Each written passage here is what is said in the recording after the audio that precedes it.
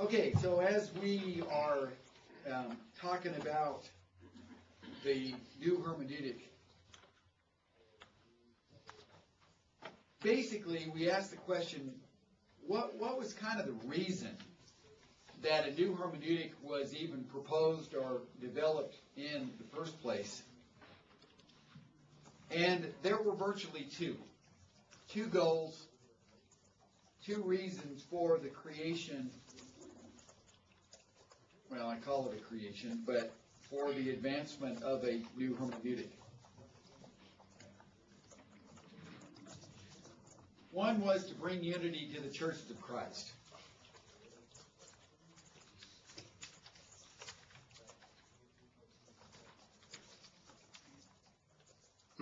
Those that promoted a new hermeneutic contended that the old hermeneutic had divided us, splintered us, had created an environment that was so unbelievably unhealthy spiritually, that the problem that was existing among the churches was in fact the hermeneutic, the command, example, necessary, inference hermeneutic, and that if we disposed of that hermeneutic, then we would be able to live at peace with one another.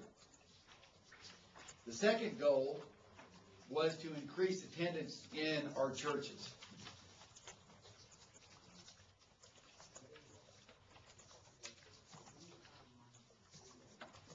They believed and argued that our hermeneutic has made us so formalistic, legalistic, kind of tradition-bound that it had stymied church growth. And it had made us an old fogey church, had made us a church that did not appeal to modern man, especially did not appeal to the younger generation. And they would point to the fact that you saw a lot of gray heads and bald heads in Churches of Christ all across the U.S., and that there were relatively few churches that boasted any kind of young family or youth group whatsoever. And so the hermeneutic was labeled as the problem.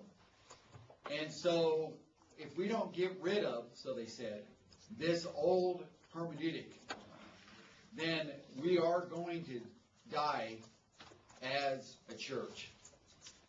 And so the goal then of these men that were lifting up the mantra of the new hermeneutic was twofold, these two reasons.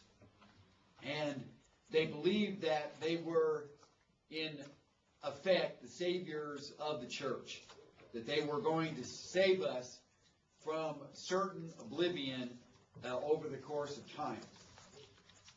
All right, but what exactly did the new hermeneutic do? Well, let's talk about what it did, what it actually promoted.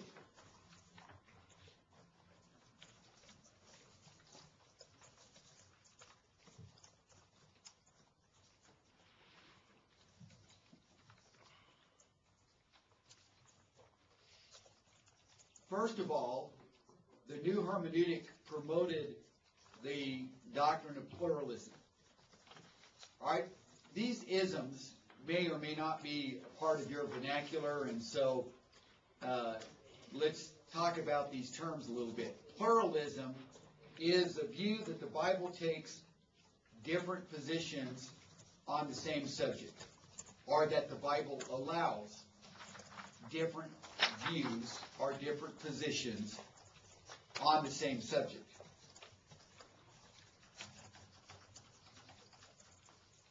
Pluralism encourages an open-door policy for anyone who believes that Jesus is the Son of God. If you believe that, you're welcome. And how that actually translates into how you live your life is up to you. But if you believe that Jesus is the Son of God, then you are welcome. And you are my brother.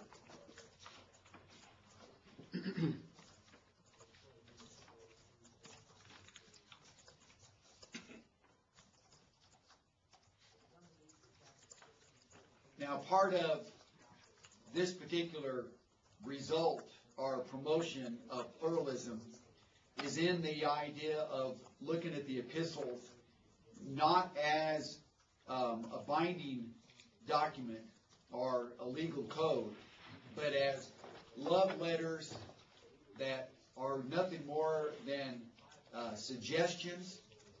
And it was Thomas Albright in an article that was in Image magazine, October 1989, that wrote an article entitled Hermeneutics, The Beginning Point. It was October 1989, and you recognize the year, right? 1989. Students' protests in China. Is that? Yeah, were they discussing hermeneutics in China in 1989?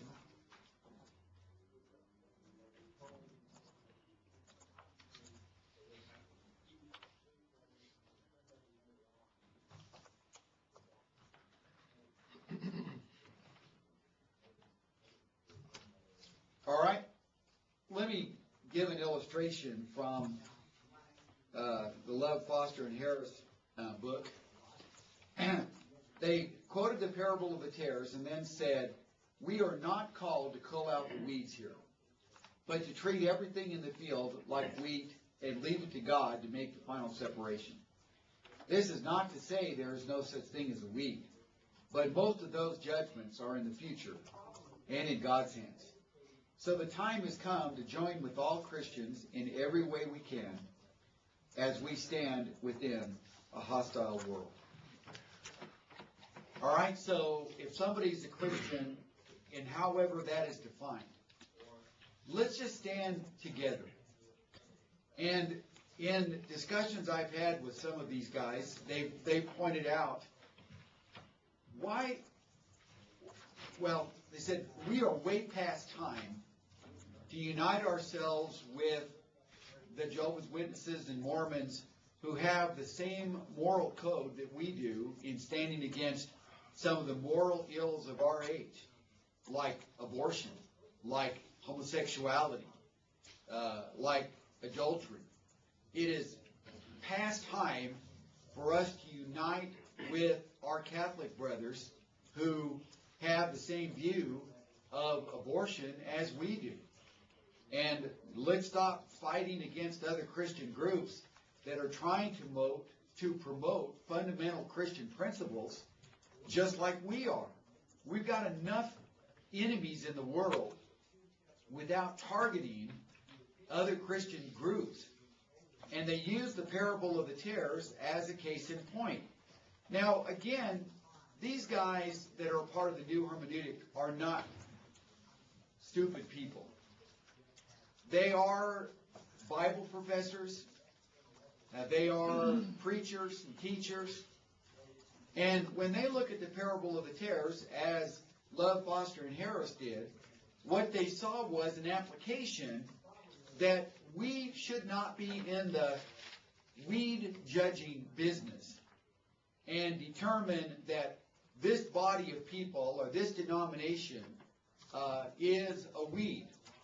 Leave that up to God. And in the end, God will make all of the necessary separations that He makes. Now, on the surface, that sounds pretty good. But what would you say in reply to this? That's a false premise to say that there are weeds, but most of those judgments are in the future. That's a false premise. Okay, why is it false? Because the Bible already has made the distinction who are weeds and who are weeds by what they've done. Okay, and so what are we supposed to do about it? I think we're supposed to try to make wheat.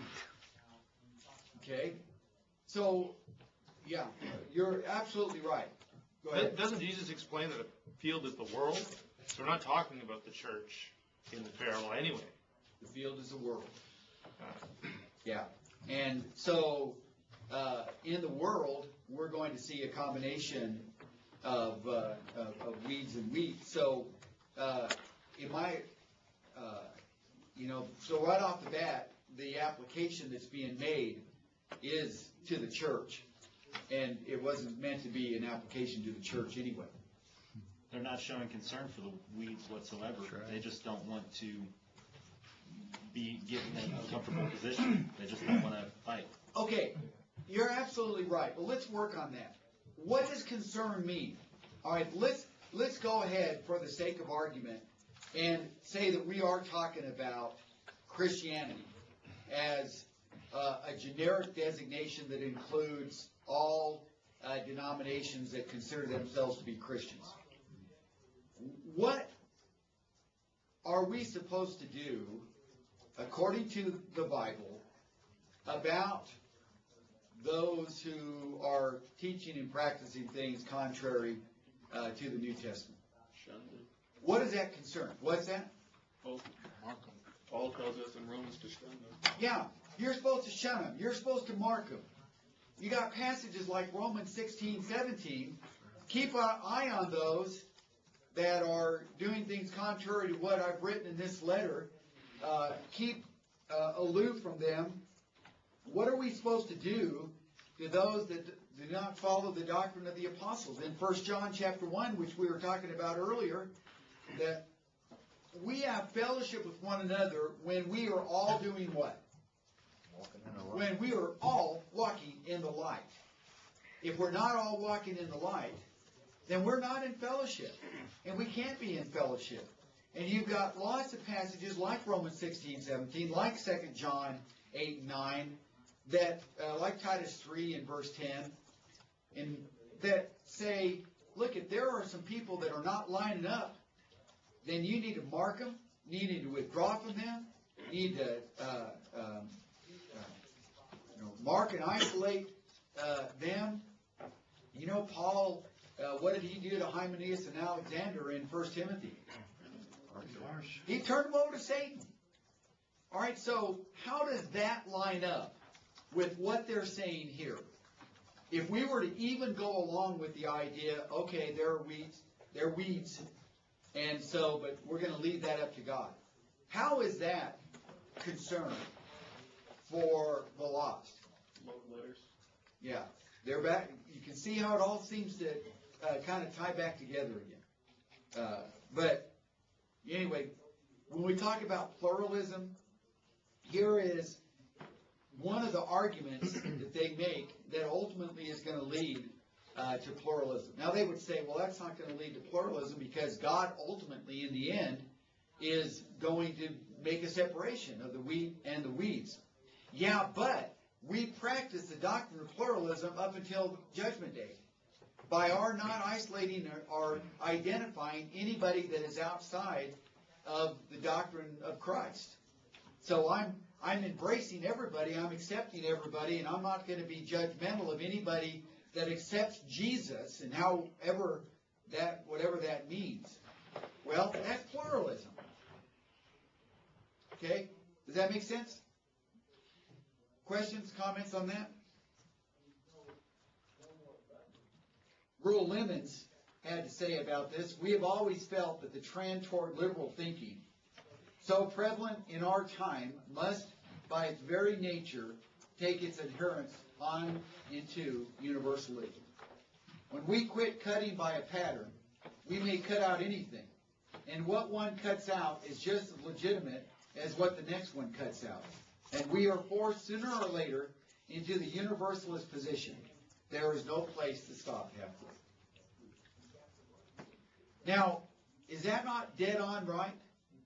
That when you take away the fences, then you're going to have to ultimately embrace everybody.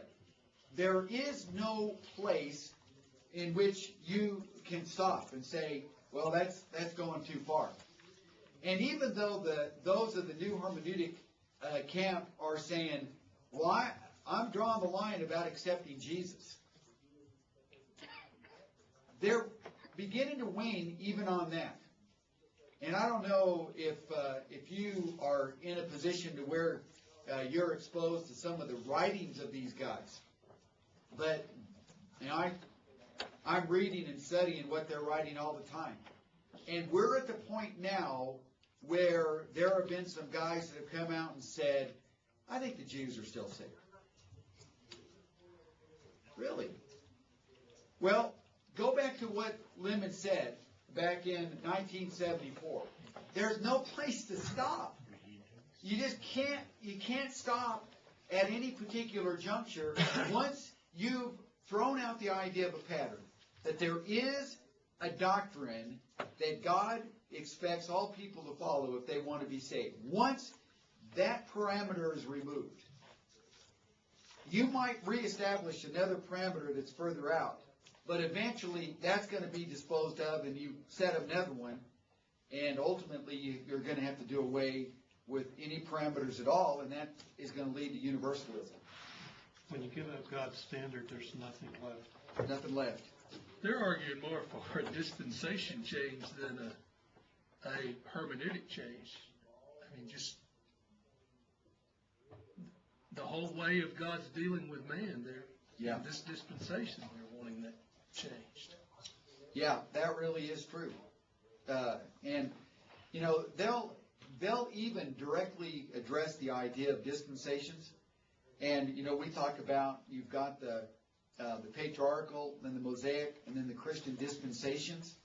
And they talk about that the Christian dispensations is actually in phases. And that we're trying to put the first century Christian dispensation mold in the 21st century, and that was never God's plan. Unlike the patriarchal and the Mosaic, the Christian dispensation was supposed to constantly be an ever-changing mold as time went on. And as we've already said numerous times, we become lords when that's the case. You know, we establish doctrine and practice and everything.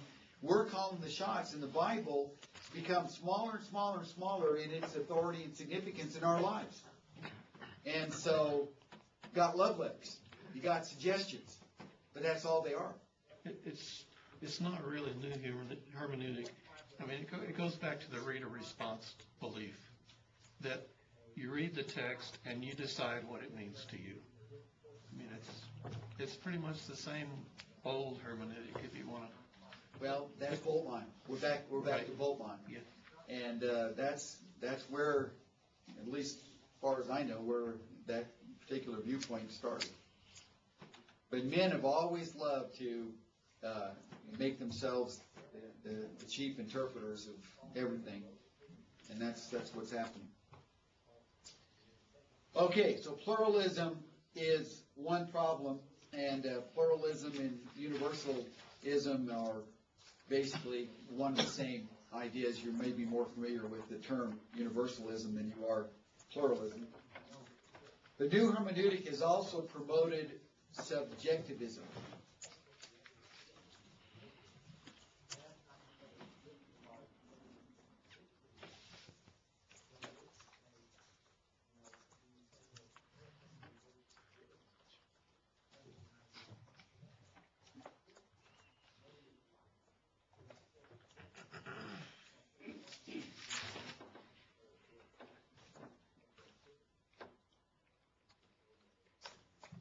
Subjectivism encourages a personal viewpoint and interpretation of Scripture,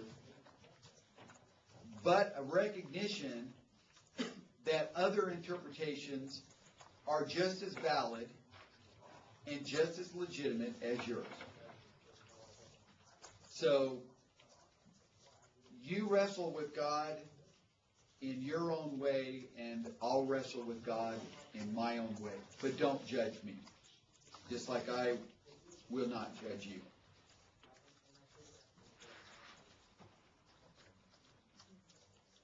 Subjectivism says, what makes you think you're right and everybody else is wrong? I've been accused of being arrogant. I've been accused of being condescending. They'll say, Denny, my view is every bit as legitimate as yours. Well, that is subjectivism. Now, getting back to Rudolf Bultmann, this is really the outgrowth of his, what he termed neo-orthodoxy, a new orthodoxy. And it goes along with what I identified yesterday as intention theology, where everybody must decide what the biblical writer intended for me. What did this passage mean for me?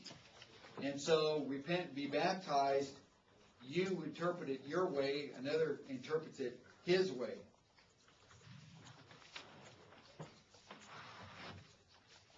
But the idea that by studying the Bible, looking for a pattern, using inductive or deductive reasoning, is the whole concept, so they say, is flawed. Matter of fact, Thomas Albright was famous for saying that the old hermeneutic is rationalistic, forensic, and too dependent upon logic, human reason, and inference. That's the problem with the old hermeneutic, is you had to think. And if you had to think, reason, and use logic, then we're in trouble. You know what's so amazing about that viewpoint is those people don't operate in any other aspect of their lives like that. I mean, you couldn't not live for too long. Yeah. You know, here in America, you know, hey, you want to drive on the left side of the road, you know, that's up to you. You do that if you want to. I mean, how long you gonna live thinking like that? You know, in other aspects or other areas of your life. Yeah, that's a good illustration. You know, I just got back from Africa where they drive on the wrong side. Yeah, you do that for very long, you're going to have a certain collision for sure.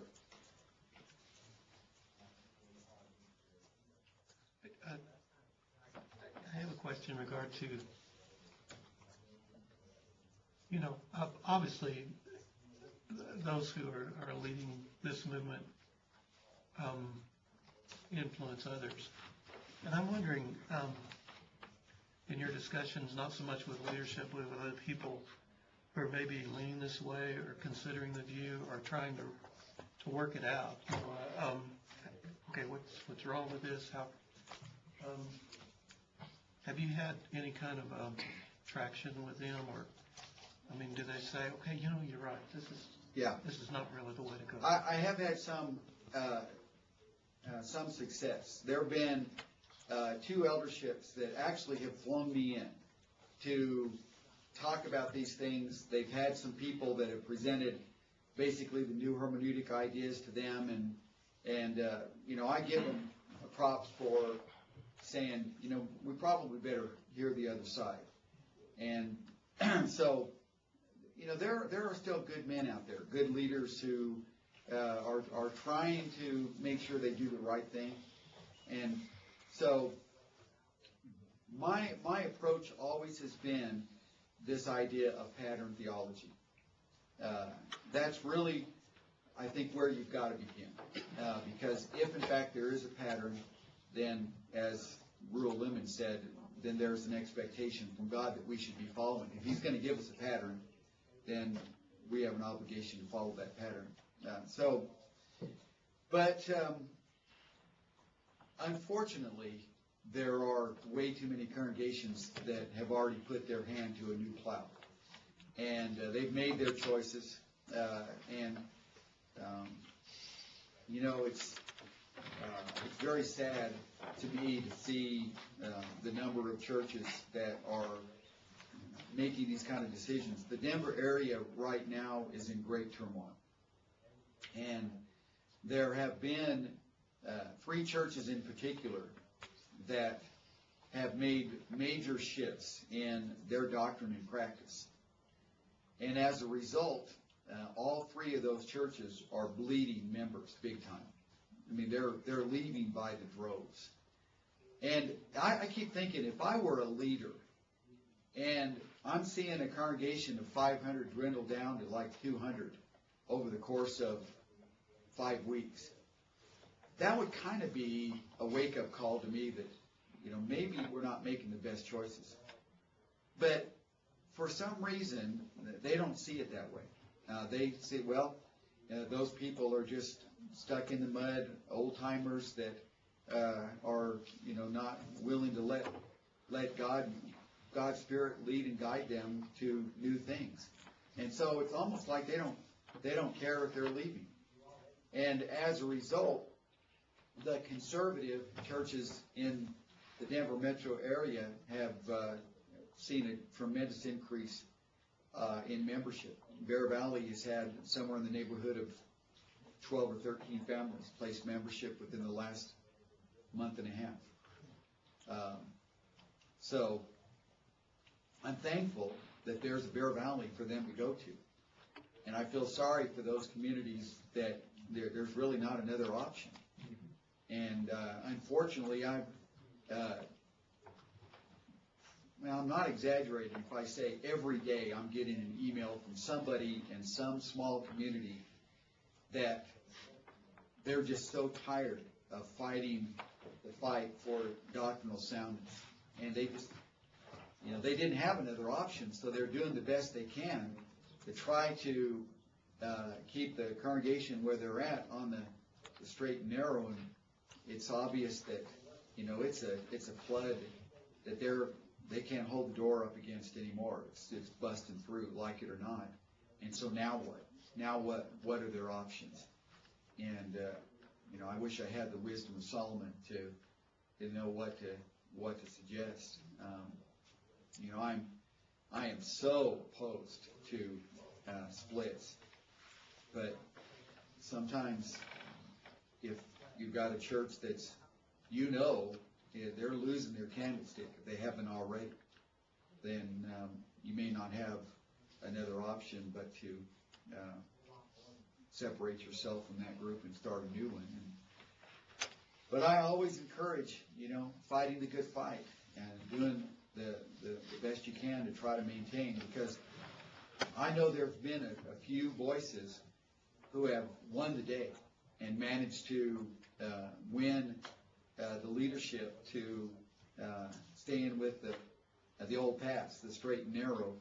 And so that's always what I hope people will do and encourage people to do. But the problem is that we are so biblically illiterate today. We are so touchy-feely, emotion-driven, that the idea of really producing book, chapter, and verse for what we're doing is a thing of the past. And there just doesn't seem to be the need for book, chapter, and verse like there once was. And that's really disrespecting God, and it's disrespecting the Bible. Because they can say, well, I know that I love God, and you can't tell me otherwise because I feel it here. And I know the people I'm working with, they love God as much or more than you do, or at least you claim to, they're telling me. Well, but see, we're defining what love is. I use the illustration, and you were talking about that earlier, but, I had in my mind the way I was going to show my wife how I loved her. And so, we get married, and, I'm ready to, bring her flowers, and I'm ready to, buy her some jewelry and stuff like that. And after a while, it was like, she had to say, would you stop? What? She said, I don't want those things. What I would like is for you to, every once in a while, do the dishes. I have to admit that was not on my radar. Maybe vacuum the carpet every once in a while. That wasn't on my radar either. But see, she had in her mind the way I could tell and show and express my love to her. That was not the way I thought I was going to let her know that I loved her. So I had a decision. Either I could stubbornly hold on to my way of showing you that I love you. Take it or leave it, but that's the way it is. Or I could say, all right, wait a minute. She deserves to be loved the way she wants to be loved. Well, that was what I wanted. You know, when I think about the way she showed that she loved me, I had in my mind what I wanted, and I wanted her to line up with what I wanted as far as the love for my wife. So why couldn't it be the same? Why is it not the same with Jesus? If you love me, this is what I want. I want you to keep my commandments. That's how I want you to show me that you love me. Does Jesus not have the right to define the terms of what loving him means? Well, he most certainly does. And so there are these people that are emotion-driven and say, I love God every bit as much or more than you do. Yeah, but who is defining that love? Mm-hmm. And is that the kind of love that God has asked for? You know, in Mexico, they've got this cross on a hill, and the road leading up to the cross is layered with rocks. And the worshipers show their love for God by crawling up that hill on their hands and knees to the cross. By the time they get to the cross, they are bloodied something big time. Their hands, their knees, as a result, when you get to the top of the hill, the rocks are all bloodstained and dark because of all of the people through the decades that have crawled up on that. Do those people, are they devoted? Yes. Yeah. But like Paul said in Romans 10, I bear them witness they have a zeal for God. But what? Without knowledge. Not in accordance with knowledge. Is that what Jesus asked? That you erect some cross and you crawl on your hands and knees to show your love? No. That's not what he asked. So God tells us what we're going to do if we love. If we truly love him. And if I really do want to love him, then I'm going to fall in line with what he has asked for me to do. All right, so with this subjectivism, here's the quote from Thomas Albright, and this is Image magazine.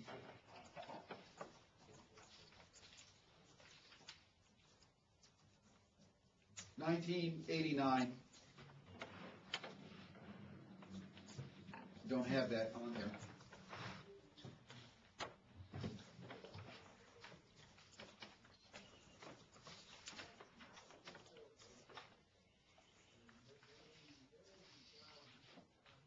All right, third, the new hermeneutic has promoted agnosticism.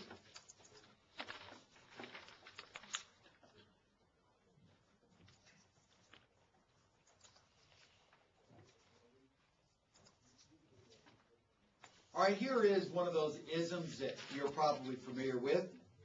The idea that little, if anything, can be known with absolute certainty.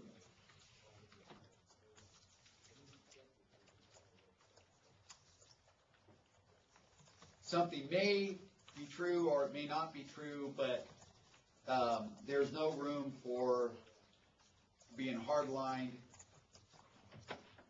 Dogmatism, intolerance to others' belief are forbidden. Because we really don't know for sure. You cannot say for certainty that Presbyterians are wrong, that Methodists are wrong.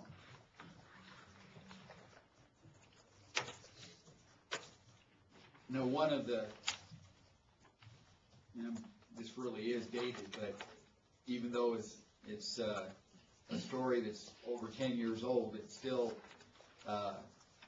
kind of showed the direction that the church has gone. A guy that used to preach at the Boulder Valley Church was a keynote speaker at Abilene Christian Lectures. And I happened to be there. Dan Owen and I were both there. And in his keynote lecture that was being made, there was, 10,000 people that were there. He told a story about what happened while he was preaching in Boulder Valley. And that was, he was invited to a minister's luncheon. Well, he hadn't made it a practice to go, but they really encouraged him to come to this one.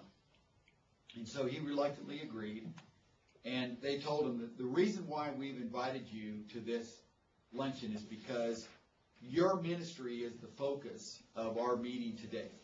We would like for you to tell us about what you're doing, what's working, what's not working, and then we want to specifically pray for you and your work at the Boulder Valley Church of Christ. Well, he was a little uncomfortable with it, but he went ahead and talked about the victories and the defeats and the highs and lows of his ministry. And these are all ministers from different denominations, are all in this circle. And so after he got done, then they started to pray. And the very first preacher, if I remember his story right, was a denominational preacher. I think he said was a Methodist preacher. And he started praying for him and the church work. And then the next guy did the same thing. And then the third guy, which if I remember right, was a Presbyterian preacher. And he said, I was a little slow on the take, but by the time I got to the third preacher that was praying for me and praying for my work, God finally opened my heart and revealed to me what was really going on. And that was, these are all my brothers. They're all my brothers. And I have got to stop seeing them as the enemy, but seeing them as friends in Christ, as brothers in our common Lord. And so I made a promise to God on that day that I would never again try to criticize what is being taught by any of these other religious groups. Well, first of all, I'm thinking, wow, this is being said at one of our Christian universities. When he got done, he got a standing ovation for that talk. And everybody, besides Dan Owen and myself, were standing up. And he's looking at me and I'm looking at him saying, did we miss something? Did everybody not hear what we just heard? The whole idea, the uniqueness of the church and the doctrine of the body of Christ and the one church, and I mean, that was all completely annihilated in this talk. And the gospel of Christ was criticized, and but that was really one of those benchmark moments. And this was, well, actually, it was more than 10 years ago. It was in the early 1990s, just a couple of years after the 89 benchmark year. But it really indicated a direction that the church started to go from that point and has gone ever since, where we can really know for certain. Therefore, don't be judging. Don't be judging the Methodists and the Presbyterians. And, if they're doing something wrong, that's God's call. That's not your call. There's nothing that we can absolutely know for certain. And they'll also point out this. They'll say, do you not realize that scholars for the last 2,000 years have disagreed on these biblical texts?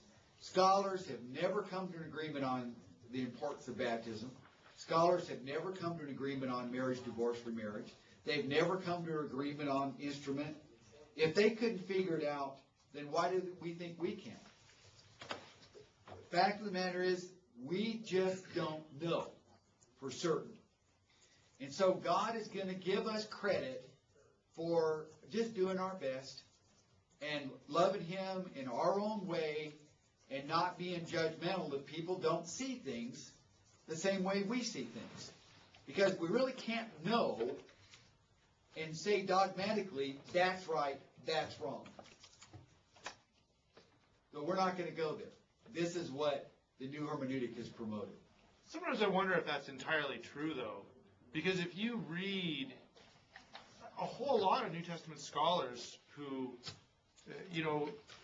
the one that stands out to me is Guthrie, because I was reading his New Testament theology, and he talks about baptism and says largely what I would say.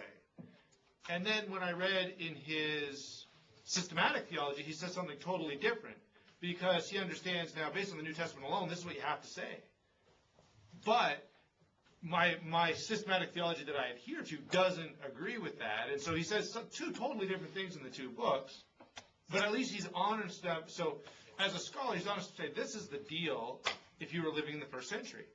And lots of people who are honest scholars have said the same thing. Yeah. It's just that they don't feel like, for some reason, you have to carry that out in real life. Yeah, I use some of the dictionaries, the Bible dictionaries that were popular, especially around the turn of the century. They would say now, in the New Testament, baptism was immersion, and it was for the forgiveness of sins. Now, they should have stopped there, but they stick up. But in modern theology or systematic practice, there's a more liberal viewpoint. But they acknowledge that in the first century, this is the way it was. So I think you're bringing up a valid point that, obviously there's been disagreement, but as one of those earlier quotes I gave from, I think of J.D. Thomas, the problem is not with the Bible, the problem is with men and their interpretation of the Bible. But it's pretty scary to me, the agnosticism that I'm seeing from the new hermeneutic group, where you just really can't know anything for certain. Now, how is that going to encourage Bible study?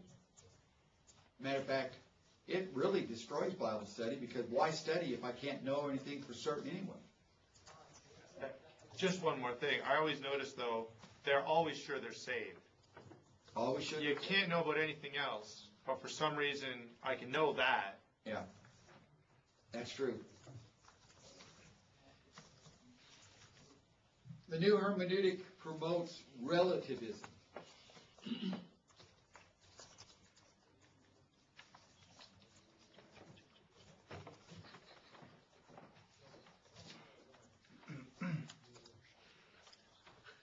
Relativism is the doctrine that says that truths change from culture to culture, generation to generation.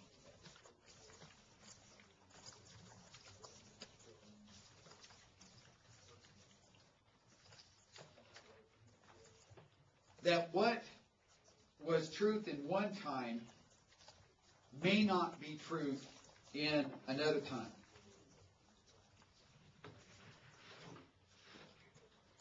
And they'll say, and this is the kicker, God planned it this way. This was always God's design, to let truth be an ever-changing dynamic. And that's their terminology, which they love to use, an ever-changing dynamic.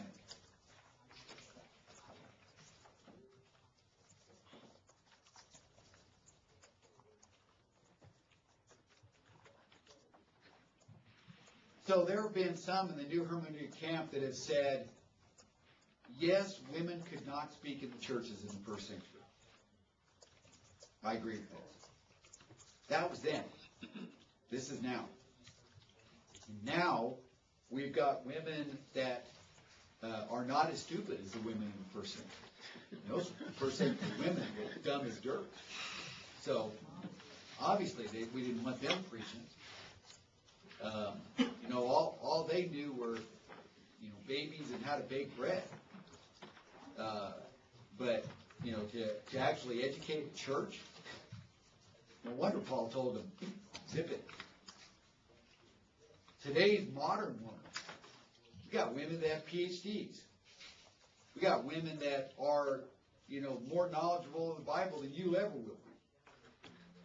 They've got more to share they bring more to the table than you ever will bring to the table.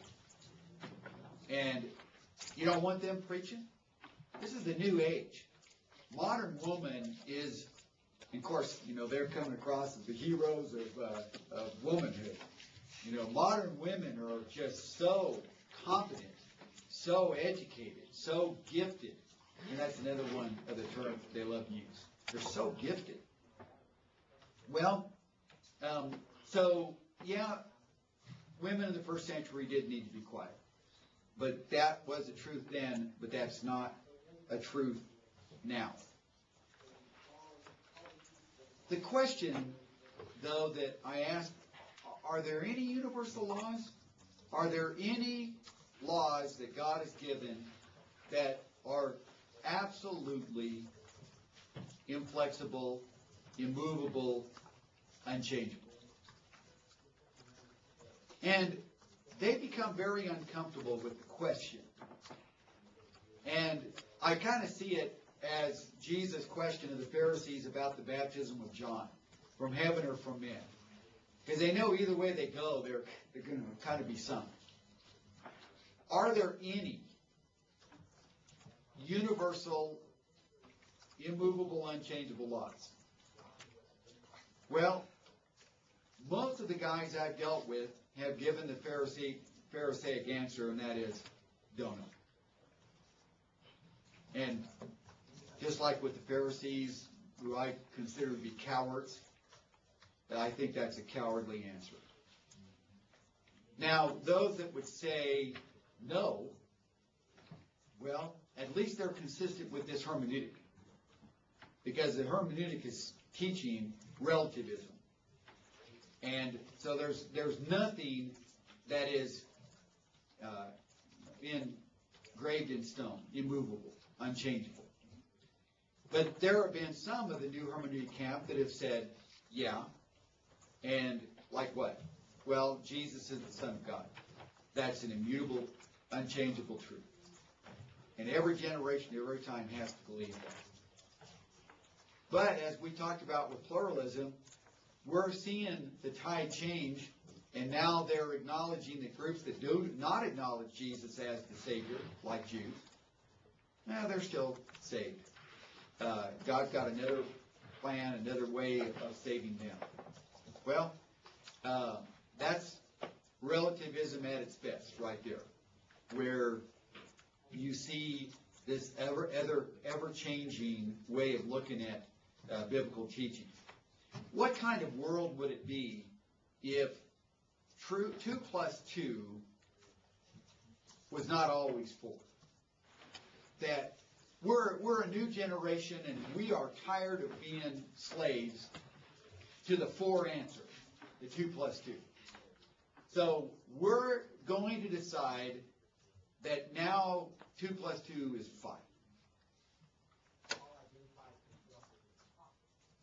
What are you going to do now with blueprints, with baking, with any and everything that requires a measurement?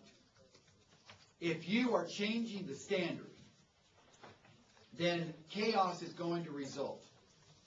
If you've got automakers who are having all of these different manufacturing plants that are making everything from mufflers to engine blocks to fan belts, and everybody can kind of do it the way they want. Are you ever going to have a car that actually comes together? And even more important, ever runs? You've got to have uniformity. You've got to have a standard. And God understands that because that's the way He created the universe. He made it where there are these laws of nature, the law of gravity. All of these things are a part of the way it has to be in order for the world to continue to run.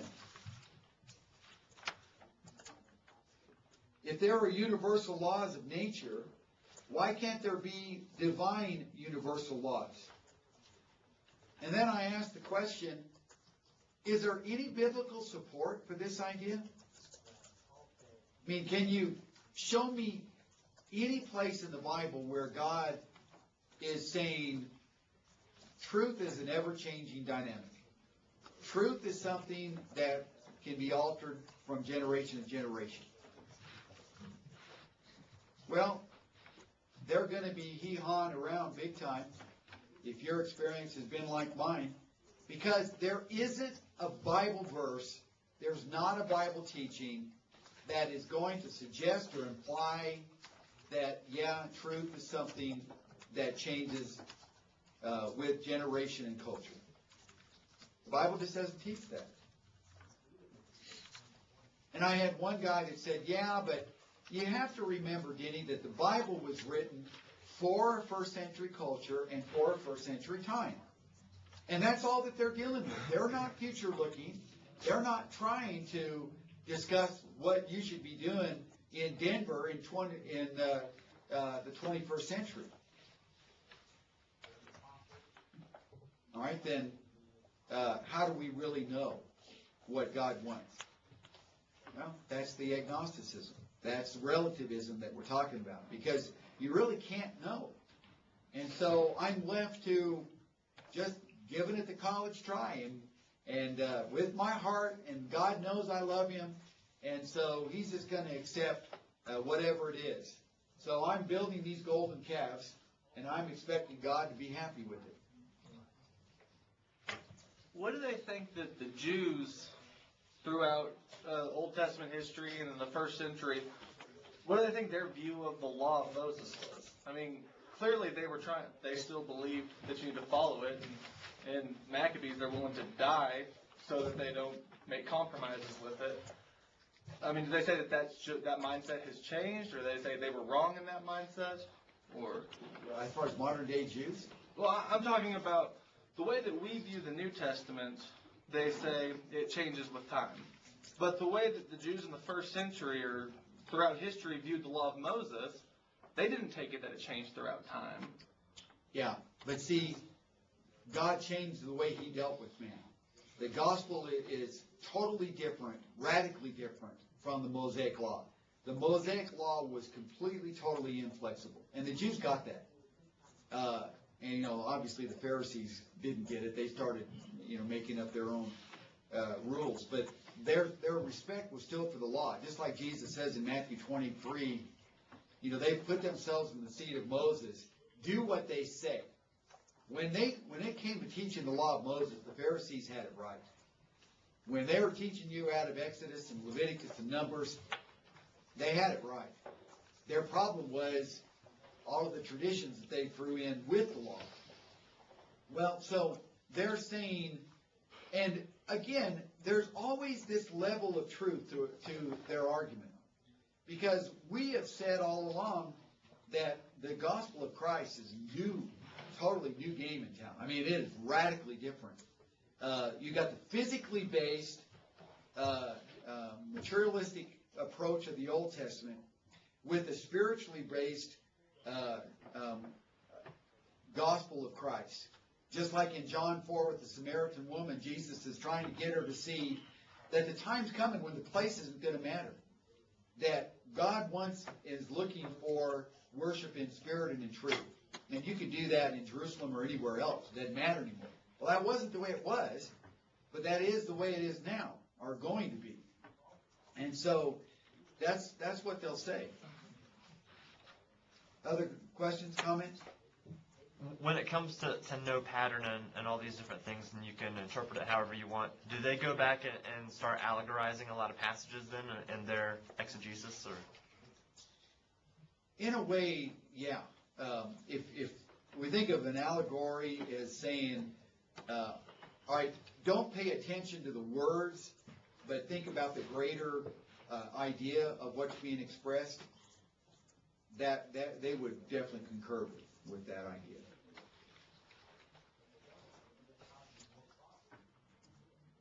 Let me give some illustrations of the relativism. Here is Marvin Phillips in an image article, again, 1990, you can see the time frame. The fundamentals of the faith must be held on to at all costs. They are the only absolutes I know. All other matters must be arrived at hermeneutically, that is, by a process of reasoning. But any conclusion reached by such a process should not be made a test of fellowship. All right, so in this particular article, he lists those fundamentals of the faith. We have to all agree on these: the existence of God, the lordship of Jesus, Bible authority, the one church, the new birth, genuine commitment to the will, way, and word of God. All right, that's the list that Marvin Phillips developed.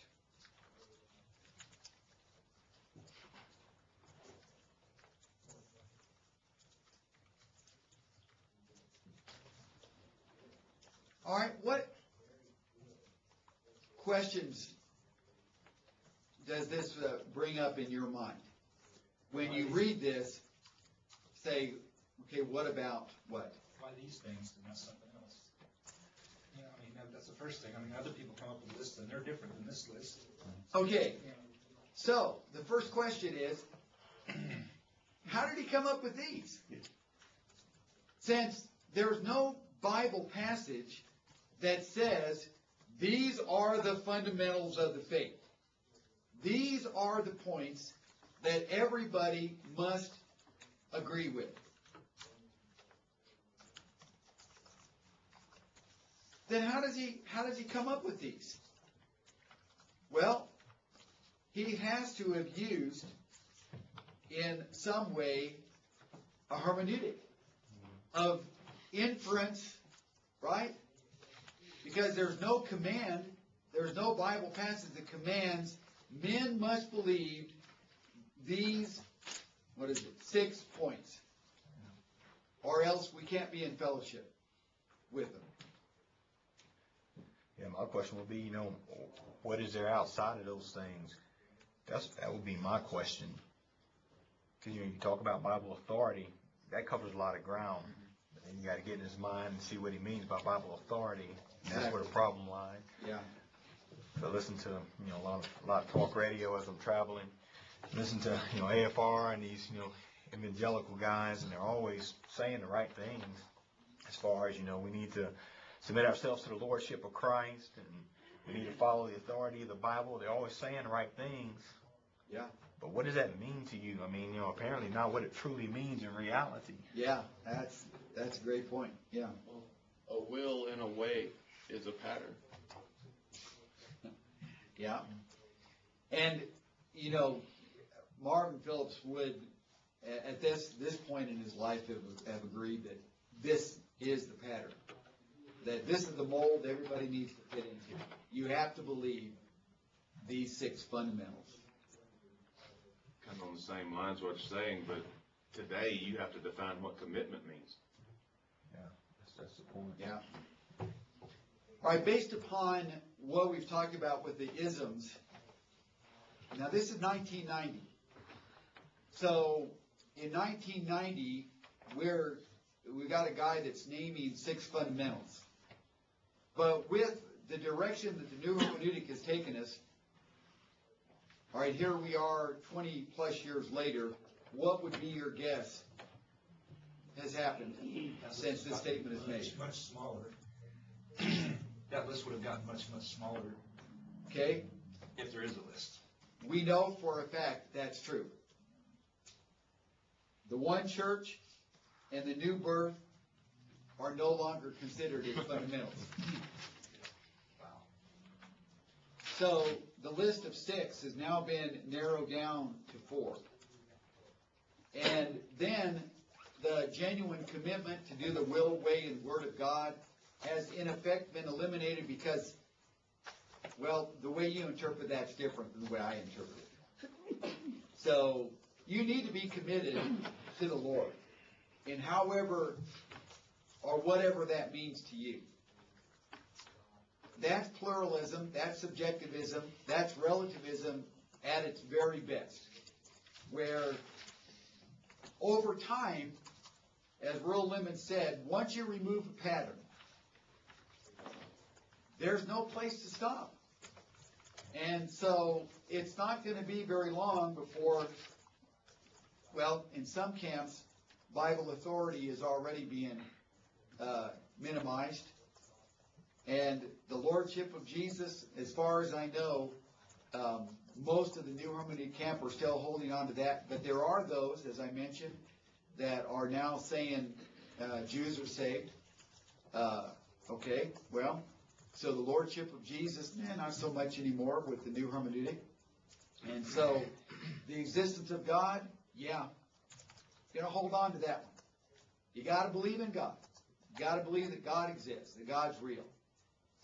So, in effect, that one and the last one are the only two that still stand, and the last one stands only because it is so subjective by nature as to defining what the way and the will of the Lord is.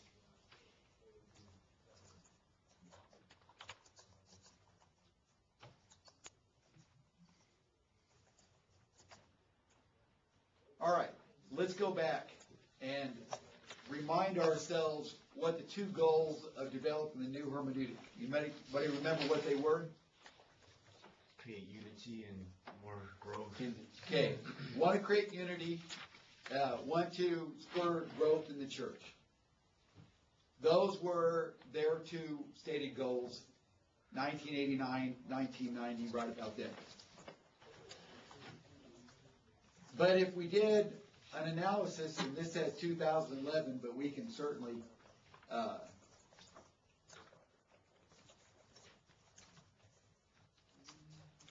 bring it up to date.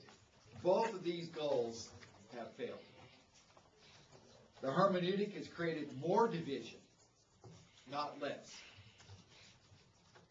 We've got more churches that are being split because of this new way of interpreting the Bible than we ever had in the years before 1989.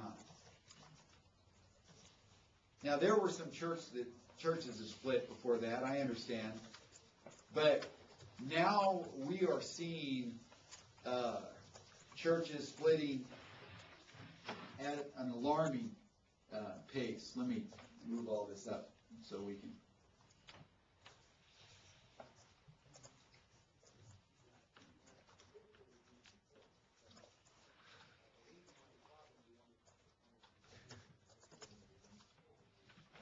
There was one brother who said that once we put the okay that denominationalism is okay, denominations have a whole lot more experience being denominational than we do.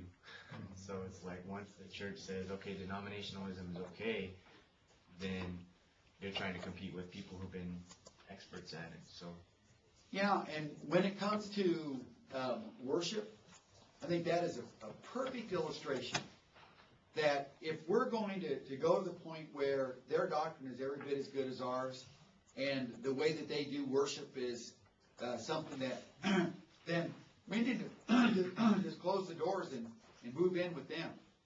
Because they've really got it down. Their performance-oriented worship with the bands, we're so far behind the curve on that we might as well just go ahead and join up with them.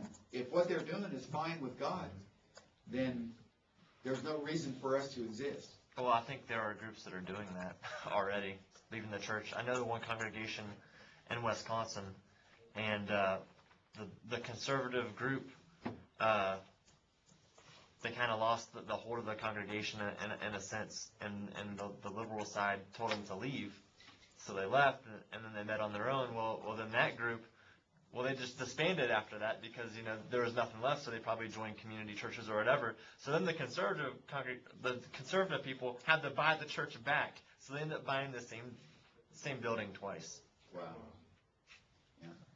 We had a church in Beamsville, Ontario, who decided we're going to have a contemporary service Sunday evening, with women leading and all this kind of stuff. And This went on for like a year and a half, maybe 2 years. And then the preacher there, Don, I heard him talking about how they're not having the contemporary service anymore. And when he was asked, well, what's the story? He said, oh, we just didn't feel like it was a good thing to do anymore. And, he had a whole bunch of reasons. And then I found out after, it's because they'd all left. Once you tell them it's good to do whatever you want, they're like, well, we don't want to do this. And they all went to the community church. And it was like, well, what did you expect to happen? Yeah, and that's bringing it back to Josh's point. Let's go to these guys that do it better. They've been doing denominationalism a long time. So, yeah, I think that makes perfect sense. I can understand, why stay, if you're going to start worship with an instrument, I think I'd rather not go to a church where it's got grandma playing, stuff on a piano that's out of tune. I'm going to go down the street because have you seen the band those guys got? Man, they're good. So I'm going to go there. Well, I get that. I understand how that could happen. Okay, so both goals have failed. We're not more united, we are less united. And the fact of the matter is, churches of Christ have declined in attendance. If you look at the numbers, and, we've all heard with modern figures, we used to boast in the United States, somewhere in the neighborhood of 3.8 million adherents in the churches of Christ. Well, more recent studies have that down into the 2 million range, and I've even seen one that has it like 1.7 million. What on earth has happened? The guys that blamed the hermeneutic for the stifling of the church are now going to have to come up with another explanation. Because those churches that have gone to the new hermeneutic are not growing. As a matter of fact, now there are some exceptions. There are some churches that they've got enough bells and whistles that they're drawing people. But by and large, these churches, just like those 3 churches in the Denver area that have gone the direction of the new hermeneutic, were all churches that boasted memberships of 400, 500, 600, now are looking at memberships in the 100s. By what happened? And you look at churches that some of these guys were connected with. We talked about some of the new hermeneutic guys like Rubel Shelley and Mike Cope and Thomas Albright and some of those guys. Well, those churches have shriveled up. So the new hermeneutic has been a huge failure. And some of us that have basically spent our lives watching this and studying this and debating this could see it coming. Because once you deviate from God's pattern, then you've got an anything goes mentality. There's no way that the churches of Christ were going to be able to sustain their numbers.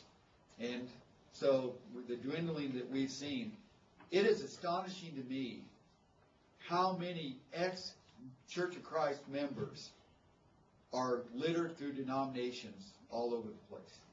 We had one recent graduate, and I tell the guys when they graduate, one of the first things to do when you move into a new community is find those that used to be members of the church. Go visit them, talk to them, encourage them. And we had one graduate that asked the members, give me a list of people that used to be members here. And, it was a little church of about 30 people, and when he got the list, there was 140 names. 140 names in a small community of people that used to be members of the church there? Well, where are they? Well, about 100 of them were in denominations, and then another 40 or so were not going anywhere. Well, what happened? Now, this is part of our problem. When we start changing things, then it's subjective. Believe what you want. It's relative. You know, this is the kind of way I look at it, and that's different than you. And so we just need to have a pluralistic mentality and just agree to disagree.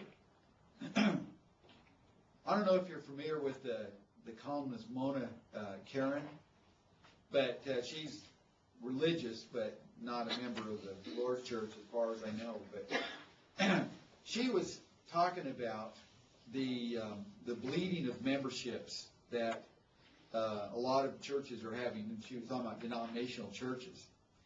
And her conclusion was that these churches are no longer providing a firm foundation upon which the people can stand. Where people go to church, by and large, because they want to believe that what they're doing is right. And if the doctrine that is being taught in a church is something that is wishy-washy and ever-changing, then you're standing on unsteady ground, and people don't like that. And so they're not going to stay with something, as Paul would describe in Ephesians 4, is being tossed to and fro by every wind of doctrine. People aren't going to stay with a body of, or a church that is like that. So the churches that are what are, from a denominational term, fundamental, those are really the churches that are holding their own. And Bear Valley is a case in point. Bear Valley is a church that has stayed very fundamental, very Bible-based, Bible-oriented, and as a result, the people that are members at Bear Valley feel a stability here. That, you know, the Bible is still the answer. The Bible is still the foundation for what we believe in practice. And that's the way God intended it to be, and that's the security that we're going to find when we're a part of a church that is like that.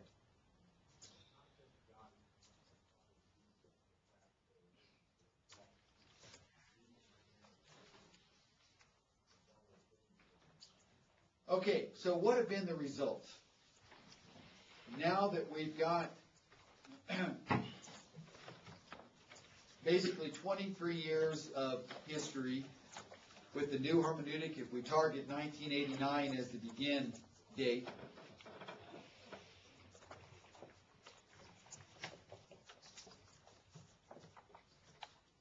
that's a pretty good sample, 23 years, to really determine the legitimacy of a movement, the legitimacy of a new doctrine, a new hermeneutic. First of all, we have become more divided.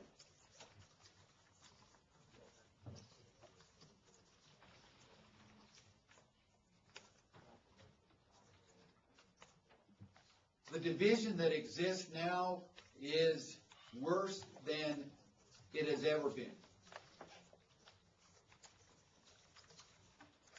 Now, those of you that are older can remember going to a new place, and if it had Church of Christ on the door, you felt pretty comfortable of what you were going to find when you went inside. Not anymore. It may have Church of Christ outside, but you may walk in and see a woman preacher. You may walk in and see a band. You may walk in and see who knows what. The unity of doctrine and practice that was prevalent in the 50s and 60s is just, it's a distant memory now.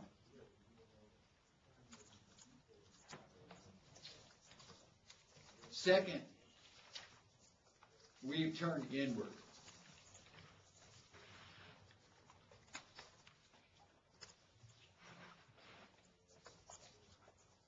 We have spent more time talking to one another instead of reaching out to the lost.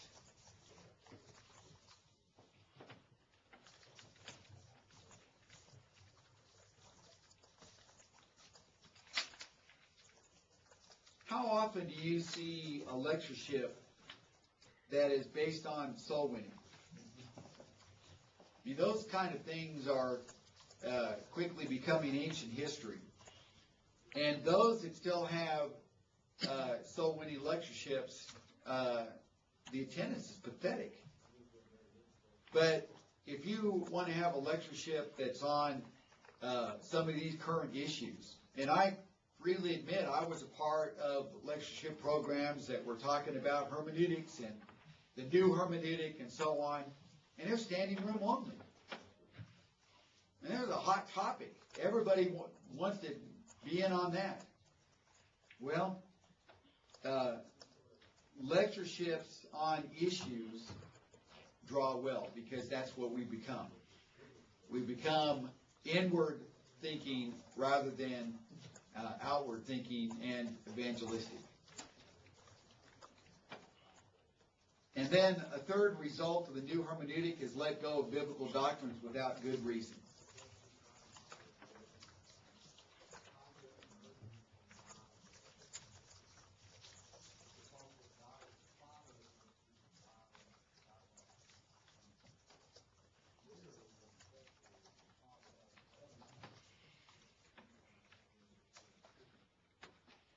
What do you mean there it says without good reason? I mean, it's what they're doing? Yeah. Okay. That's been a result of this hermeneutic. And I guess I could say also that we've embraced others without biblical authority. And we've talked about some of these, although there's a whole lot more that we could throw in to the mix. But the view on the uniqueness of the church, the role of women, marriage, divorce, remarriage, instruments in worship, and a host of other topics have just gone out. And now, if you want to talk seriously with some of these people about instrumental music in worship, you just get a shoulder shrug. It's like, whatever. Don't care. A few years ago in Denver, we used to have a preacher's luncheon where preachers from all of the churches in the Denver metro area came to the luncheon. And those that were the far right, those were the far left, but we still got together and had lunch. Well, we found out that one particular church in the Denver area had begun using instruments in worship. And we thought, all of us are together. Let's talk about this and really see if this is the direction that we want to go. I thought you turned that off, right? It is off, but it can be on automatically. So, so what we did was we said, all right, next month, why don't you explain to us your rationale for introducing instruments, the biblical verses that you would use, and all that, and it'll just be your day, and we'll just hear what you have to say. Well, that day came around, and I mean the place was packed. We had to move from the room that we normally have the lunch in that would seat about 40 into the auditorium because there was probably 250, 300 people that were there. We all wanted to hear what these brethren had to say about the logic for introducing instruments in worship. And then, as was agreed, the next preacher's luncheon, the following month, we would present arguments as to why that was not a God-approved practice and that they shouldn't be doing that. And as it turned out, they asked me to be the guy that gave that presentation. And so, as you would have done, and I did, I worked like a Trojan for the next month, putting together the best presentation and argumentation I could on worship and why instruments in worship were not acceptable to God. Not one person showed up from their side. Not one. We filled the auditorium to hear them out. But when it came time for the other side, literally, not one preacher, not one elder, not one member. There was like 22 people that were there. Now, you might be saying that's because it was Denny that was talking, but I don't think it was just me. And so I called him and I said, "What's up with that?" And he said, "We already knew what you were going to say. And there was no sense listening to it again." So that ended up being kind of a benchmark day. We never had preachers' luncheons in which all of us were together again. That was the last time. Because it really revealed, maybe for the first time in the clearest of ways, that there's no reason to continue in fellowship when you've got one side that is not willing to at least hear out the other side and be brotherly and, have room for, all right, let's open our Bibles, let's look at these texts, let's talk about it, come let us reason together type of thing. We're not even willing to do that. So that's kind of where we've been in the Denver metro area now ever since then. Could I ask, why back like in the 70s stuff, why didn't they just leave? Like if you know what I mean, if you've essentially adopted the theology of a Baptist anyway, why don't just go to the Baptist church? That is such a good question that it has been asked of these guys. Now, some of you aren't going to remember the name of a guy, Randy Mayhew. Anybody know the name Randy Mayhew? He was a guy in the 70s that decided that he no longer agreed with Church of Christ doctrine. He was a preacher for a fairly large church in Texas. And so he left and started a new church. It wasn't called Church of Christ. And so thought, well, I hate to see that happened, but if you don't no longer concur, then that was the right thing to do. In a lectureship about, 5 or 6, 7 years ago, Mike Hope was asked that very question. If you no longer agree with the Church of Christ doctrines, then why don't you leave? And this was his classic answer that has been repeated by nearly everybody else, Randy Harris and Ruben Shelley and all those guys since. God has called us to reform the churches of Christ. Therefore, we would be unfaithful to God's commission to just leave. So these guys are not going away. They're not going away because they believe in their warped way of looking at things that they would be unfaithful to God if they went away. And so they are bound and determined that they are going to be the 21st century reformers of the Lord's church. God has called them to get us out of the rut that we're in because of this stifling hermeneutic. That makes sense? But that's their answer. Have you heard people say, they have no problem worshiping with us, but we have problem worshiping with them? Oh, yeah. So it's pretty sad. Yeah. So it sounds like we're narrow-minded. Yeah. They're, We end up being the bad guy when it comes to that. All right, a fourth result is that we've lost our zeal for evangelism.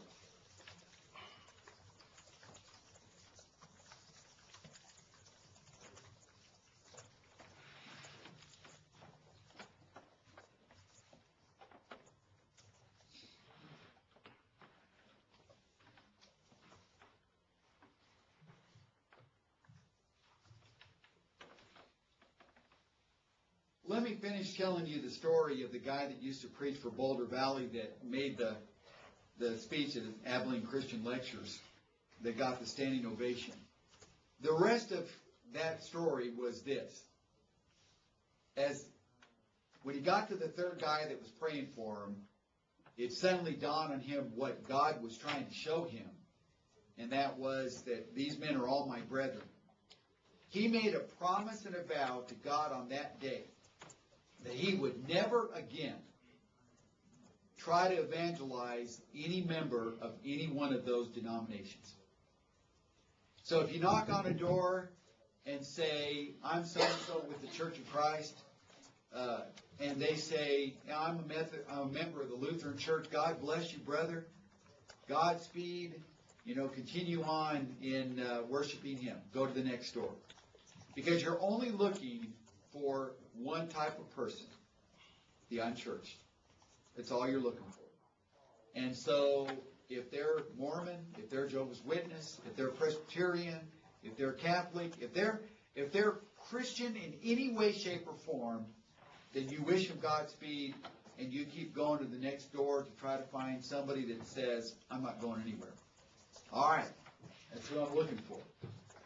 So that's why this fourth point has become the reality, is now the definition of Christian has been thrown so wide open that, we talk about a world population of 7 billion.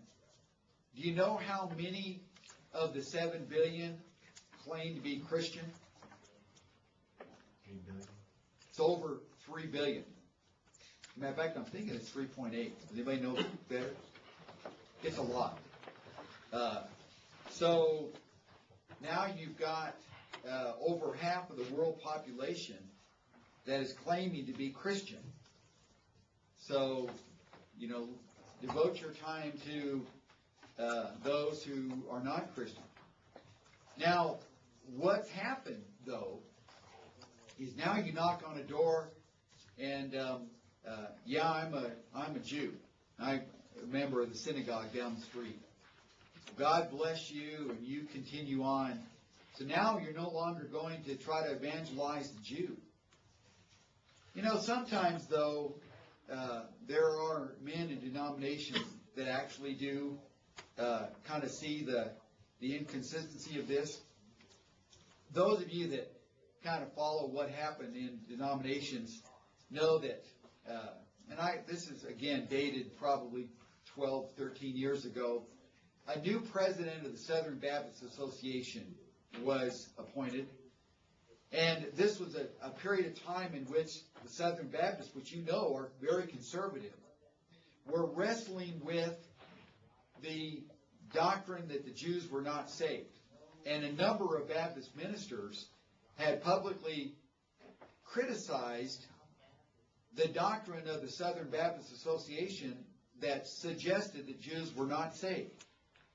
And so the expectation was of this inaugural address, and I believe the guy's name was C. Ryder Smith, but I could be wrong about that, was expected to make a new statement and a new doctrine of the Southern Baptist Association in which they were going to say, we no longer consider Jews to be lost.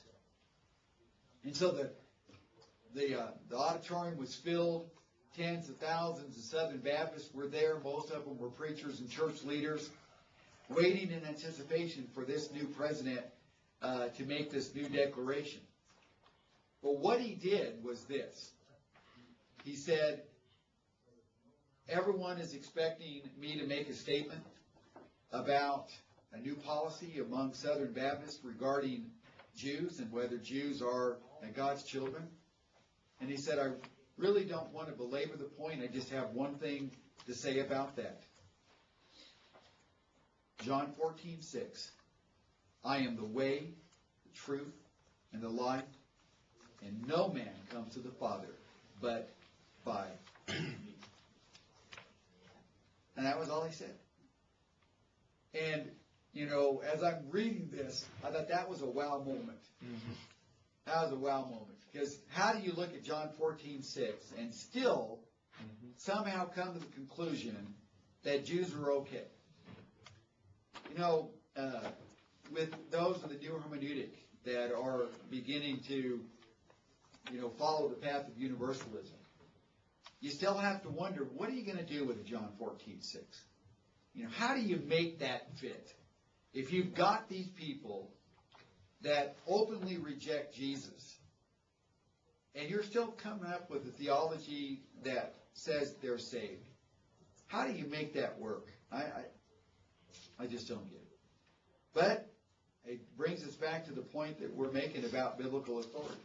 The question is, the problem is the Bible just no longer has the authority that it once had. All right, some quotes. This is from Dave Miller in an article that he wrote on the new hermeneutic. If a new hermeneutic is needed today in order to understand the Bible and live the Christian life, then the members of the church who have preceded us have died without understanding the Bible. If, on the one hand, those using the old hermeneutic were able to understand the Bible enough to be saved, then what need do we have for a new hermeneutic? Are we being told that though the Bible has been around for 2,000 years, we're just now getting around to learning how to interpret it? Now, if you've been following, you know what a new hermeneutiker would say in reply to that. And that is like Gary Collier in the book that he wrote on reading the Bible like Jesus. He'd say, it worked then, though. That was God's plan, and that was a hermeneutic for them. All we're saying is they got it in their time, but this is the new time. And we're not supposed to take that model and cram 21st century Christianity into that model. So that would be their reply to what Dave Miller is saying. But Dave is right that there are some of the new hermeneutic group that are suggesting that we haven't really gotten the Bible for 2,000 years. We haven't really understood what God truly wanted for us for 2,000 years. He goes on to say, the spirit of the new hermeneutic is right in step with the mood that has prevailed in our society at least since the 60s. A do-your-own thing, believe what you want, don't condemn anyone else, what's right for you may not be right for me mentality. Such an attitude finds it easy to brand previous hermeneutical practices as legalistic and a cognitive approach to Scripture. So without using the isms, he names just about all of them right there when he talks about, do your own thing, believe what you want, don't condemn anyone else. Well, that's relativism, that's pluralism, that's subjectivism. That's all of those isms that are a result of the new hermeneutic. Anything that's legalistic and a cognitive approach, well, we're going to slam that. We're going to criticize that.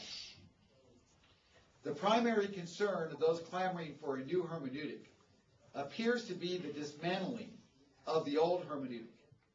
Much of their effort has been spent criticizing what is deemed to be the shortcomings of the hermeneutical practices of the past, specifically the command, example, necessary, inference triad. Little energy has been expended on their part in proposing a legitimate alternative, because there isn't one. Now, this is true. Let me give you two quotes from two new hermeneuticers. Thomas Albright says, quote, the ramifications of this new model have not been worked out systematically.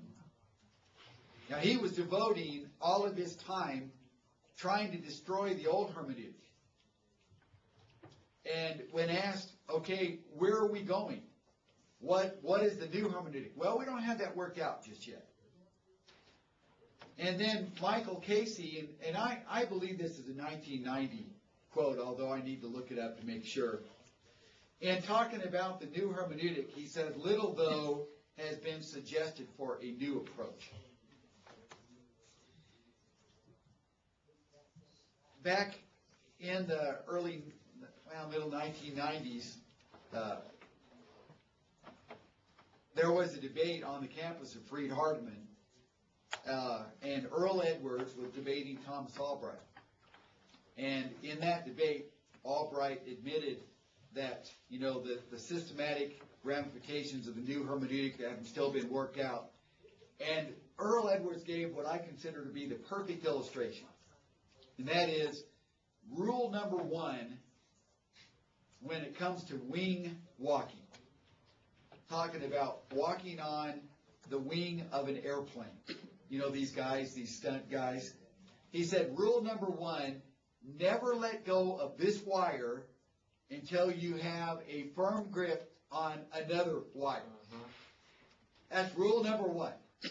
And he said, you guys are wanting us to let go of the old hermeneutic and grab onto what? There's nothing else that you're giving. All you're wanting to do is destroy that hermeneutic. But a new hermeneutic is not being proposed. Well, how foolish is that? Now, I want to give you an illustration. Now, some of you, the Occupy Wall Street movement, been paying any attention to that, especially months ago when it was big. Well, you know who Michael Moore is, right? Now, listen to a question that Anderson Cooper asked him, and then his answer. All right, hold on. Figure out how to get this loud enough where you can hear it.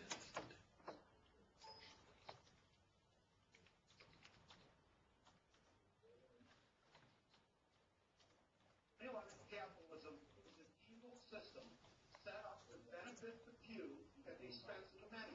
And that's what's happening, and that's what people are sick tired of.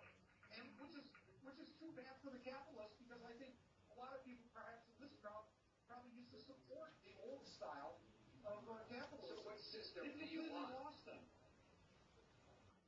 Well, there's no system right now that exists. We're going to create that system. This move, in the next year or 2 or 3 years, is going to create a democratic economic system. That's the most important thing. Whatever we come up with, you have to have at its core, the American people are going to be the ones controlling this economy. All right, so the question is, what system do you want? Well, we don't have that worked out yet, but in the next couple of years, so their entire plan was to, let's dismantle this system. Okay, so we're going to dismantle this system. Now, where's the other wire that we're going to grab on? Well, we don't have that worked out yet. Well, anybody that watched that saw how that was sheer foolishness. You've got to have a plan in place. If you're going to leave that, you've got to have another place for people to go. And that's what's happened with the new hermeneutic. Let me play that one more time, now that you kind of know what we're looking for, or what I'm trying to illustrate.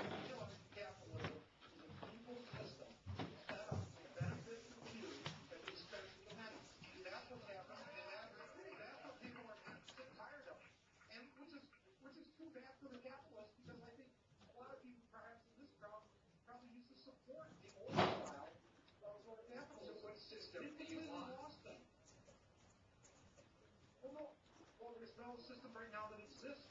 We're going to create that system. This move, in the next year or 2 or 3 years, is going to create a democratic economic system. That's the most important thing. Whatever we come up with, it has to have at its core, the American people are going to be the ones controlling this economy. So, okay, let go of that wire and grab onto another wire. Well, that's what those in the new hermeneutic are wanting us to do, is let go of what it is that we already know as far as the hermeneutic is concerned. Now, these quotes that 1989 and early 1990 say, okay, But Denny, that was 20 years ago. You know that they still haven't got one? They still have not proposed a hermeneutic because they don't agree with one another, except on the general mantra of just love Jesus. And then they can't agree from that point on even what that means. So it seems clear, and what Dave Miller has said seems even more accurate now, and that is really the end game was just to destroy the old hermeneutic. The idea of creating a substitute hermeneutic was never really a part of their plan. Their plan was just to do away with the hermeneutic that says women can't preach, you can't have instruments, you can't have women elders, and so on. We need to get rid of that, and then we can basically do what we want. And that's what's led to all of those isms that we were talking about. And that's where we are today. So 20 some odd years later, we're an absolute mess. And, you know, we talk about, and I don't know if you study denominational doctrines or you maybe teach a class on denominational doctrines. The guy at Bear Valley that teaches our class on denominational doctrines says that's really a tough class to teach anymore. Because there was a time when you could say, all right, we're going to study the Baptists. Their doctrines are, blah, blah, blah, blah, blah. Here are the scriptures that talk about what's wrong with those doctrines. All right, Methodists believe this, and this. Everything has become so diluted that you really can't do that anymore. Because what is happening from one denomination to another has become so merged together that you could walk into a Lutheran church and find just about anything going on there, and same with the Presbyterian, and same with and a host of other churches. Well, that's the direction that we're going. We've lost our distinctiveness, and in and of itself, that's not that big a deal. Say, well, I just want to be unique to be unique. Well, that's not a good reason. But if you say the church needs to be distinctive because that's God's plan, and there is one church, and there is one body of Christ that is going to be exactly what Christ intended when he built it, what the apostles taught the church should be, and by nature it's exclusive. It is exclusive. Now you're given a distinctive plea for good reason, because it's a biblical plea. And so, all right, well, I put that Michael Moore thing in here hoping that I could make it a part of the PowerPoint, but it would never play. Still not going to play.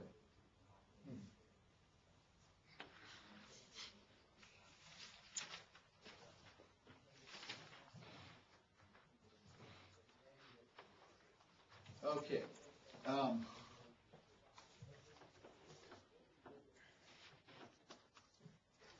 So now we're ready to move into the next category and look at the three aspects of the Cine hermeneutic. The C in the Cine is command.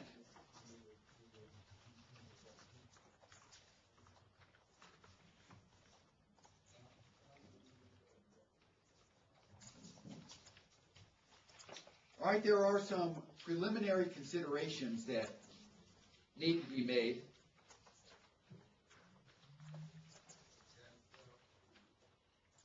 When talking about the area of command, first of all, that what was spoken by the apostles are the commandments of the Lord.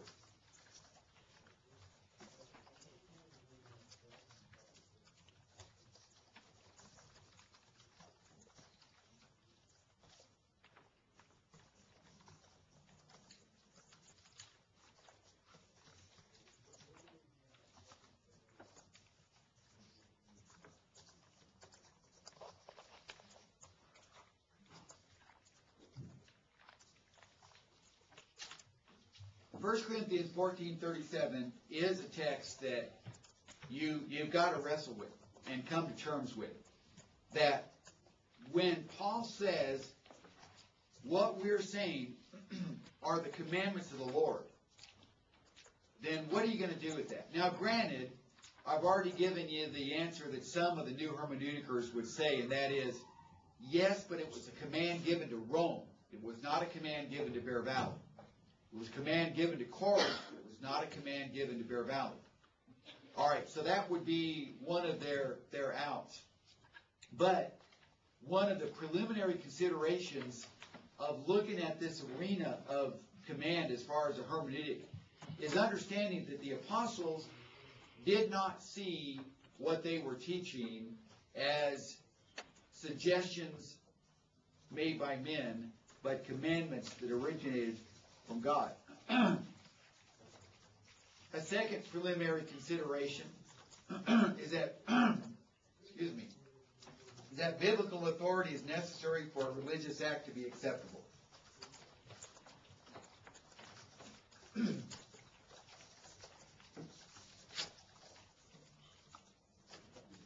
Denny, you know that they would probably twist verse 38 in 1 Corinthians 14 because it says, "But if anyone is ignorant, let him be ignorant."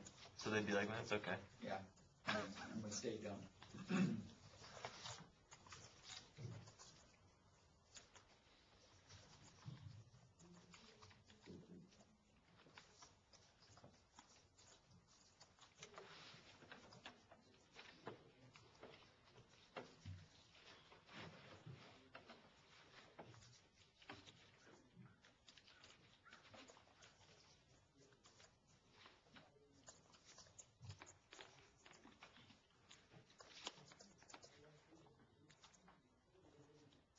You know, the Pharisees asked Jesus a question, by what authority do you do these things, and who gave you this authority?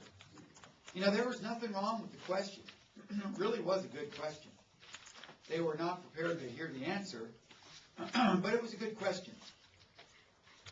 There needs to be authority for what we do.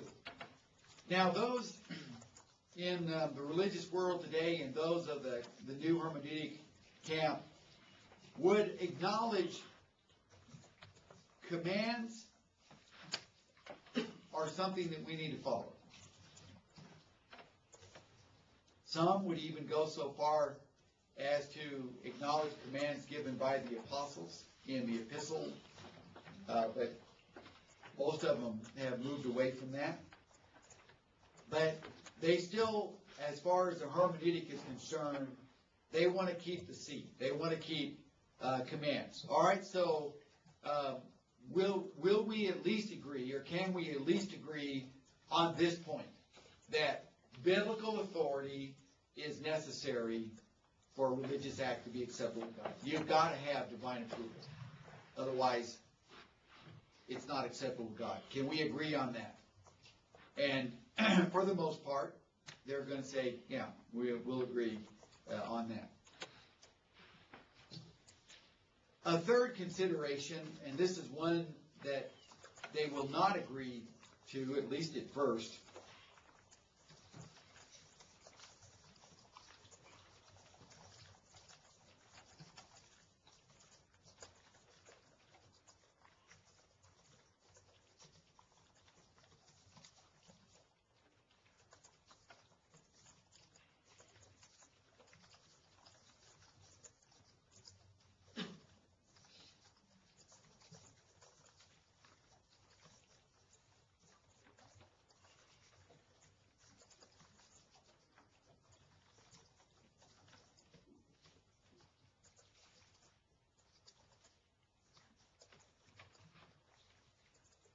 now, I'm going to explain this in more detail as time goes on.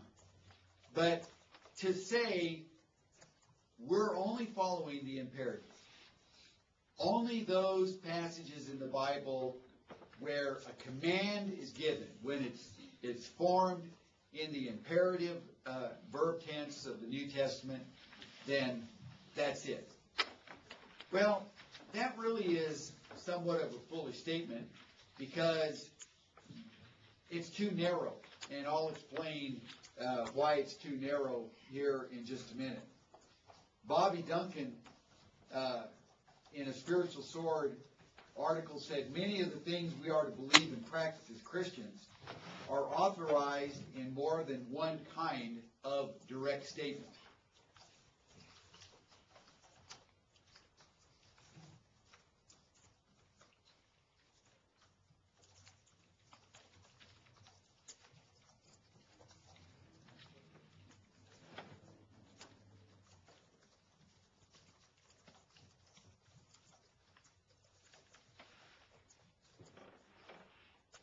All right, a command, an imperative, is one kind of a direct statement.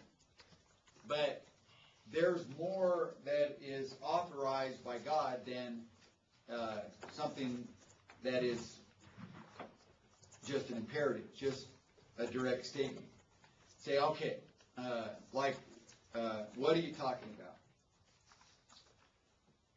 Well, let's start with what are called declaratives.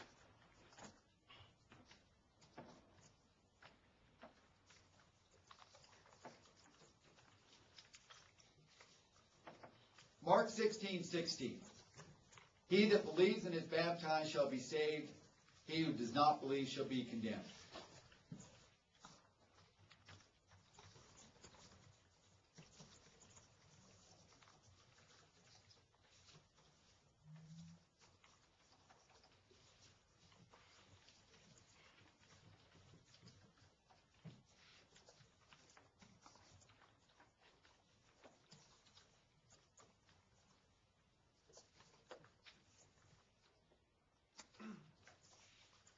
Now, as you look at the text in Mark 16, you're not going to find one single imperative, not a command one. This is what is called a declarative, where an affirmative statement is being made. So we can determine an obligation to be baptized. And if you choose not to be, then you're going to be lost.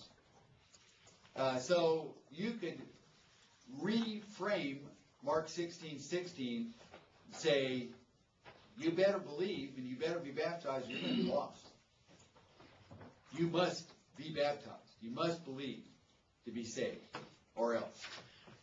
Now, that's not the way the verse reads, but that's what the verse means, and most logically thinking people can see that. And even those of the new hermeneutic camp would agree that's what Mark 16:16 is saying. So, you need to believe and be baptized. Yeah, but there's no command there. Yeah, I know, but, well, so what Bobby Duncan is saying is true, that there's more than just a command. You're looking at other passages. Matthew 7:21.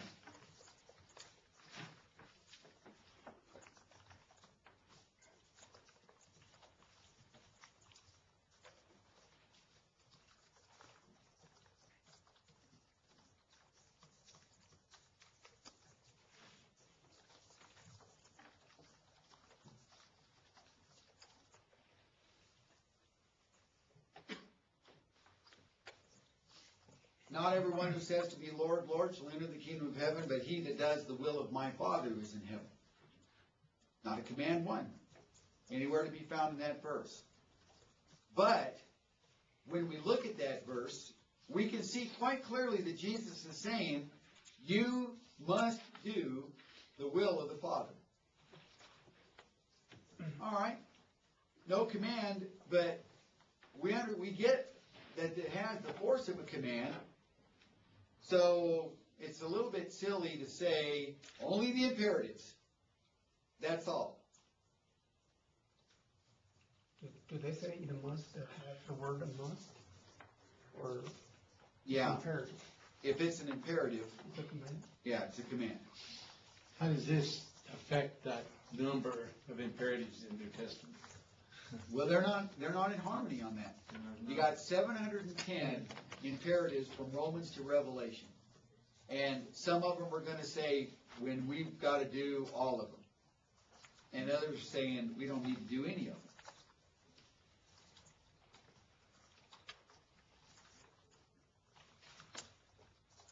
First John 1:7 is the same as saying you must walk in the light to have fellowship and forgiveness. If you don't have either. But there's no command in 1 John 1:7. There's no statement, you must walk in the light.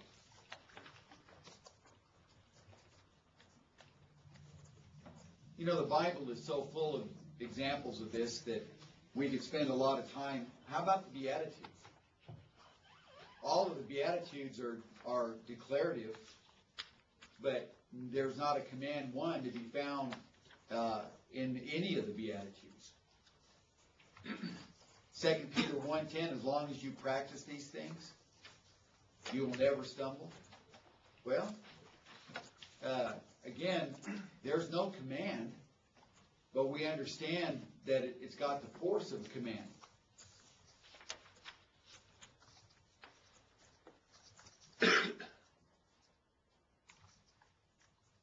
Now I realize that we're still kind of talking about the guys in the new hermeneutic, but let's remove ourselves from that for just a minute, and we're addressing the biblical hermeneutic. The biblical hermeneutic on how does God communicate to us what He wants done. Forget the new hermeneutic guys altogether. Does God teach us what He wants us to do in other ways besides commands? Sure. Well, yeah, declarative statements is one of those avenues that God uses. So I know that I have to believe and be baptized in order to be saved. I know that I have to walk in the light in order to have fellowship and have forgiveness. Okay, I get that. The passage communicating loud and clear. I didn't need it in a command. It was cloaked in a declarative statement that I get it. So God does that. God will communicate what He wants outside of the 710 imperatives. Now that's a hermeneutic. That's developing, all right, what am I going to do with the first John 1:7s of the world, the Matthew 7:21 passages of the New Testament? What am I going to do with those? Well, I know exactly what to do with them. And that is, I see the force of a divine directive to me. This is the way it needs to be. Okay, I didn't give you a break. We've been going almost for 2 hours, so we're going to go ahead and stop here, and we'll pick up with commands first thing tomorrow morning. Anybody have any questions?